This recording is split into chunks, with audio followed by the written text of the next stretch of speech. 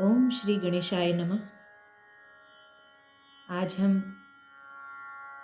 अभिमन्यु गर्भ संस्कार के माध्यम से गर्भ संस्कार की अगली कक्षा नवग्रह निवेदन सीखेंगे और इसके अंतर्गत नौ ग्रहों के जो मंत्र हैं वो अपनी संतान को, जो गर्भस्थ शिशु है, उसको सिखाने का प्रयत्न करेंगे और उन 9 ग्रहों का जो बल है वह अपनी संतान को देने का प्रयत्न करेंगे।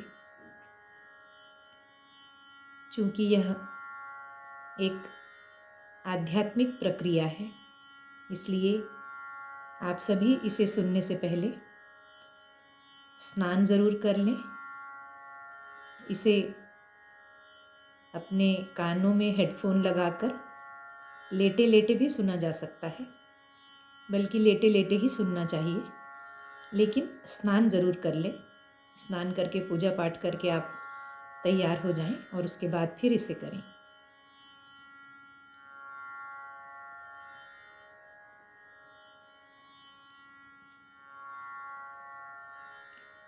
ॐ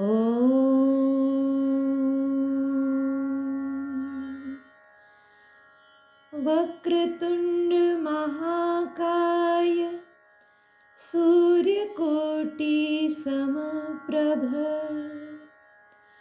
निर्विघ्नं कुरु मे देव सर्वकार्येषु सर्वदा।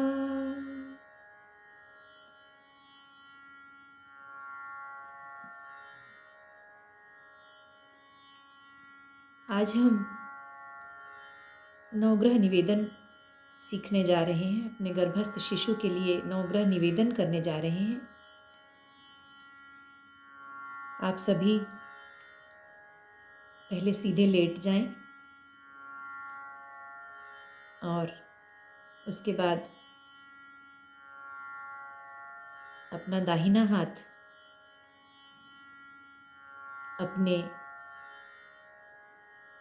पेट पर रख लें, यानी आपके जो यूट्रस, आपका रीजन है, यूट्रस रीजन में वहाँ रख लीजिए और इसके बाद आंखें बंद कर लीजिए।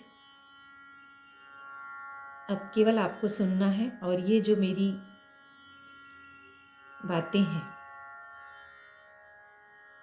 ये जो मंत्र हैं, ये जो प्रार्थना है, ये संतान तक पहुँचे, ऐसा सुनिश्चित करना है।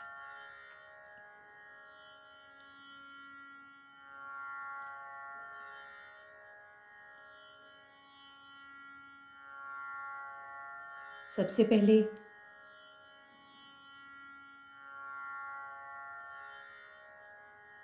पैरों के अंगूठे को शिथिल करें, रिलैक्स करें, गहरी सांस लेते रहें। इसके बाद थोड़ा ऊपर आते हुए पैर, पिंडलियाँ, फिर घुटने और जांघों को रिलैक्स करें।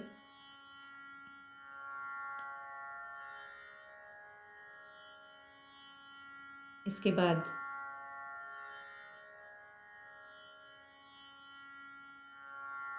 आपका जो यूट्रस रीजन है, जहाँ आपकी संतान है, उसे जागृत रखना है, उसे शिथिल नहीं करना है। सारी चेतना आपके भीतर जो भी है उसे अपने गर्भाशय में महसूस करें। फिर उसके बाद पेट की ओर आ जाएं, पेट को रिलैक्स करें।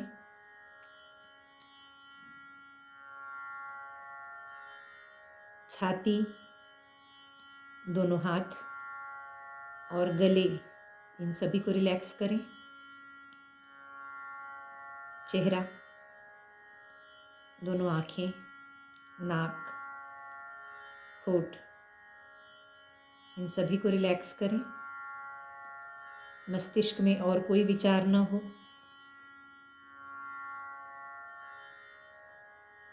आपके कान चैतन्य रहेंगे और उसमें केवल मैं ये जो कहने जा रही हूँ वही आवाज़ जाएगी और आपके माध्यम से होकर शिशु तक पहुँचेगी।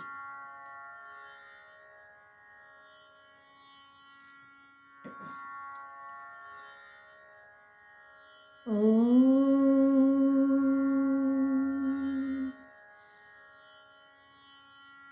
सूर्याय नमः।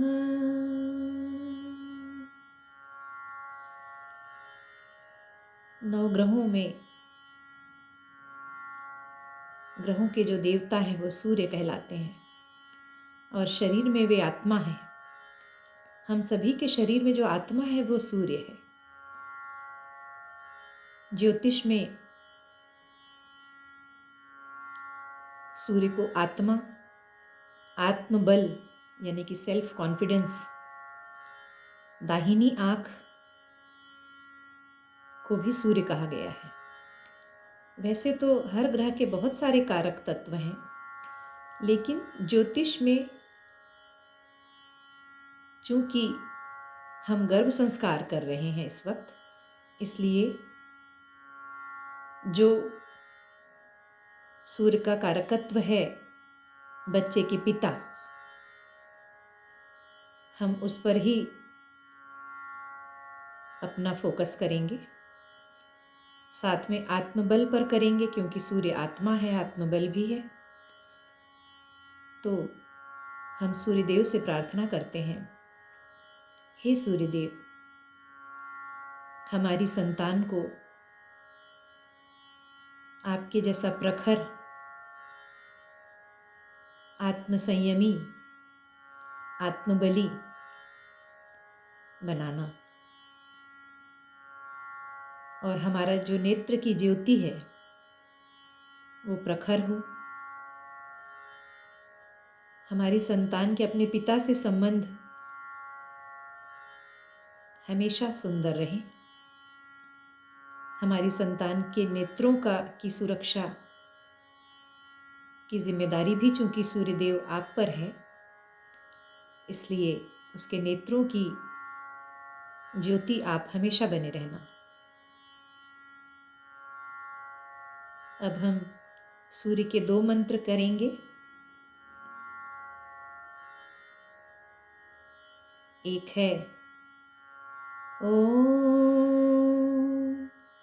राम ह्रीं रौं सः सूर्याय नमः।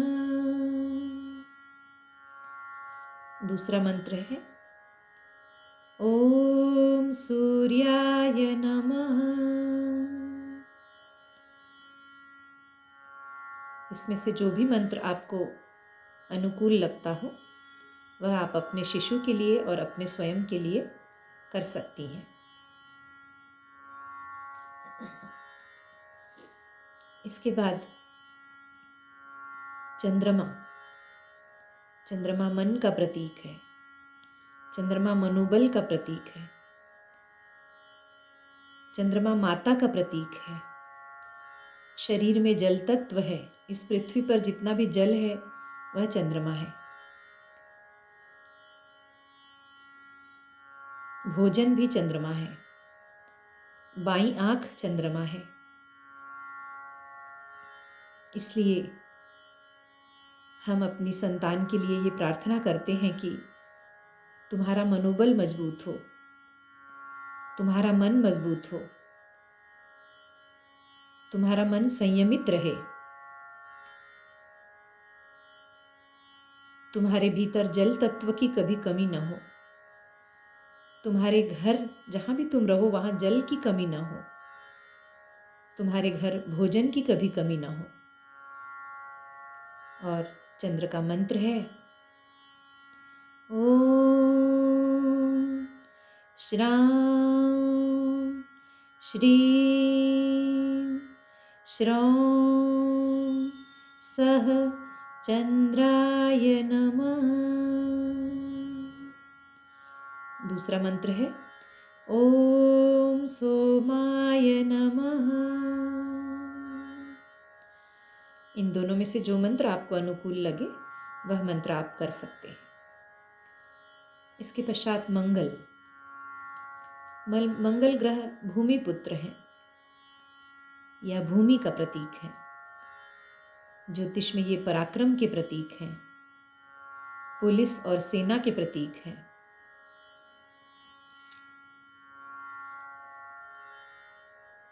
भाई के प्रतीक हैं।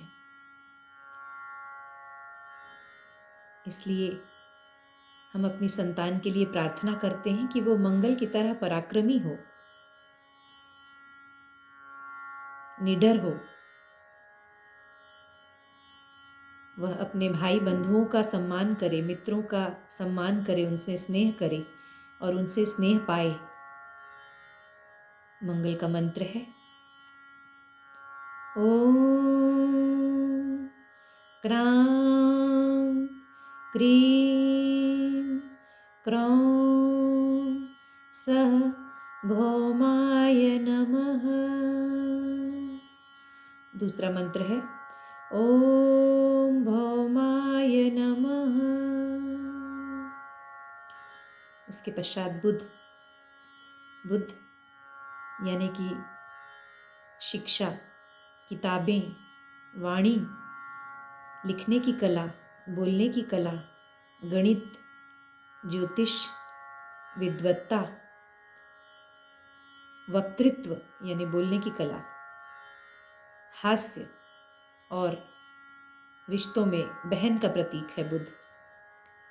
तो हम अपनी संतान के लिए ये प्रार्थना करते हैं कि उन पर बुध की कृपा हो, वे पढ़ाई में अच्छे हों, उनकी वाणी अच्छी हो, उनमें बोलने की कला हो, वो गणित में निपुण हो, वो विद्वान हो,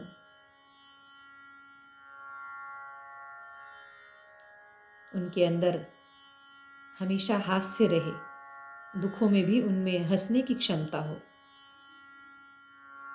और बुध का मंत्र है ओम ब्रां ब्रीं ब्रौं सः बुधाय नमः। ओम बुधाय नमः। इन दोनों में से कोई भी मंत्र जो आपको अनुकूल लगे आप कर सकते हैं।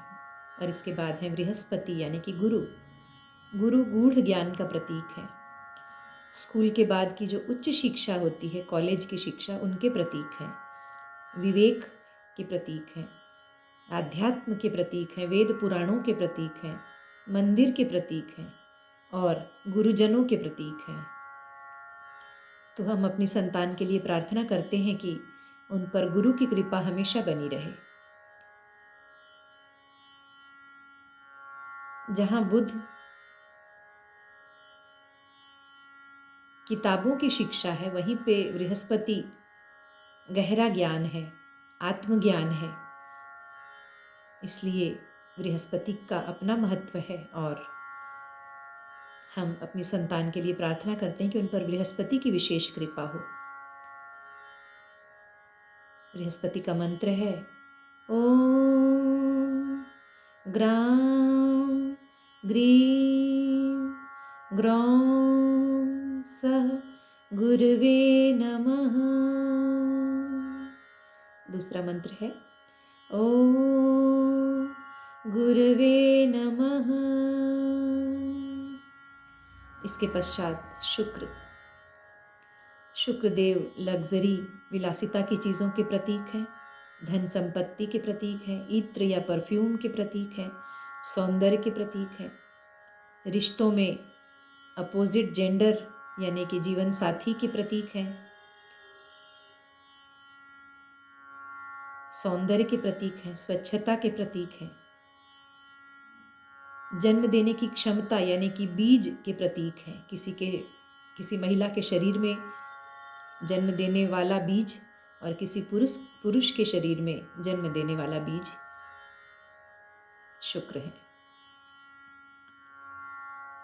हम अपनी संतान के लिए प्रार्थना करते हैं कि हमारी संतान धन, वैभव, संपत्ति, कला, सौंदर्य से परिपूर्ण हो और उसके भीतर एक पुष्ट बीज हमेशा रहे, जिससे कि उसकी आने वाली पीढ़ियों के लिए वह एक अच्छा जनक बन सके। शुक्र का मंत्र है ओम द्रां द्रीं द्रौं सः शुक्राय नमः। दूसरा मंत्र है ओम शुक्राय नमः। इसके पश्चात शनिदेव। शनिदेव सेवक हैं हमारे रिश्तों में। हमारे जो सेवक होते हैं वे शनिदेव हैं, हमारे सबॉर्डिनेट्स हैं। दुख है, बीमारी है, कष्ट है, नौकरी है, कर्मा है, कर्मों का फल है। तो हे शनिदेव, आपसे हम अपनी संतान के लिए प्रार्थना करते हैं कि उनके जीवन में कभी कोई दुख न आए, उनकी कोई परीक्षा न लेना। हम अपने सेवकों के साथ अच्छा व्यवहार रखें, हमारे कर्म अच्छे हों। हमने पूर्व जन्मों में कोई भी अगर अच्छे कर्म न किए हों तो हमें क्षमा करके हमें इस जन्म में अच्छे कर्म करने के लिए प्रेरित करना, ऐसी प्रार्थना करते हैं। और शनिदेव का मंत्र है ओम प्रां प्रीं प्रौं सः शनैश्चराय नमः। दूसरा मंत्र है ओम शनैश्चराय नमः। दोनों में से कोई भी मंत्र जो अनुकूल लगे आप कर सकते हैं। और इसके बाद राहु देव। राहु चातुर्य के प्रतीक हैं, राहु डिप्लोमेसी के प्रतीक हैं, कूटनीति के प्रतीक हैं। आजकल के समय में राहु देव का बहुत ज़्यादा महत्व इसलिए है कि ये जितने भी न्यू इन्वेंशन हो रहे हैं, नए आविष्कार हो रहे हैं, उनके प्रतीक हैं।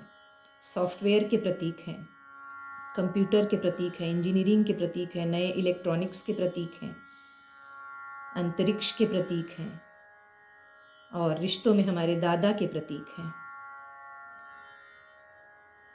परंपराओं से बाहर जाके डिज़ायर करना और उसको पूरी करने की क्षमता रखना वो केवल राहु देव में है।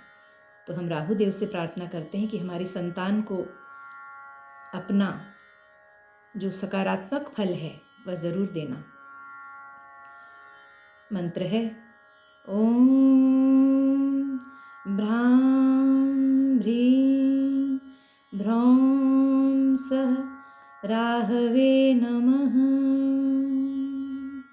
दूसरा मंत्र है ओम राहवे नमः।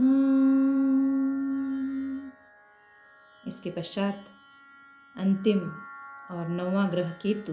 केतु आध्यात्म के प्रतीक हैं, केतु वीतराग के प्रतीक हैं, केतु वैराग्य के प्रतीक हैं, ब्रह्म ज्ञान के प्रतीक हैं और रिश्तों में नाना के प्रतीक हैं। केतु देव से हम प्रार्थना करते हैं कि हमारे भीतर एक मोक्ष भाव आए। और जीते जी एक मोक्ष भाव का अर्थ ये है कि किसी से भी बदला न लेने की प्रवृत्ति, किसी को माफ़ कर देने की प्रवृत्ति हमारे भीतर आए। ये हम अपनी संतान के लिए प्रार्थना करते हैं। तो हे राहुदेव, हे केतु देव, आपसे निवेदन है कि हम मोक्ष प्राप्त व्यक्ति बने।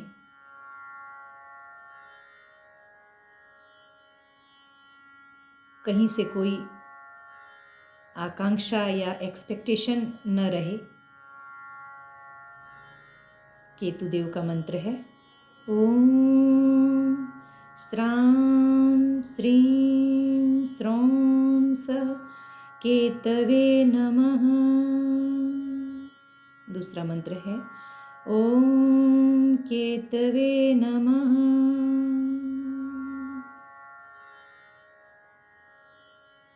ये 9 ग्रहों के 9 मंत्र मैंने आपको बताए, उनके कारकत्व बताए, उनके जो सकारात्मक प्रभाव हैं हमारे जीवन में, क्योंकि इन 9 ग्रहों के प्रभाव से कोई भी बचा नहीं रह सकता, अजन्मे शिशु से लेकर वृद्ध हो गए व्यक्ति तक। तो हम अपनी संतान के लिए 9 ग्रहों का आशीर्वाद इस गर्भ संस्कार की कक्षा के माध्यम से आज हमने प्राप्त किया, और फिर से इन 9 ग्रहों को प्रणाम करके हम उनसे विदा लेते हैं। और इसके बाद धीरे धीरे करके चेहरे में चेतना महसूस करें, आँखों को खोल लें, पलकों को झपकाएं। इसी तरह छाती, दोनों हाथों की उंगलियां और पेट, इन सभी को थोड़ा सा हलचल महसूस करें। इसके बाद जांघों, घुटनों, पिंडलियों, इन सभी में थोड़ी सक्रियता लाएं, हिला डुला कर देखें, पैरों के अंगूठे तक हिलाएं और वापस पूरे शरीर में चेतना आ गई है। अपना दाहिना हाथ जो आपने अपने गर्भस्थ शिशु गर्भाशय के ऊपर रखा हुआ था, वो आप हटा सकते हैं। धीरे धीरे आंखें खोल के करवट में आकर फिर बैठ जाएं, और इसे आप रोज़ सुनकर रोज़ प्रैक्टिस कर सकते हैं। इस तरह 9 ग्रहों की कृपा आपके शिशु पर बनी रहेगी, ऐसी प्रार्थना है।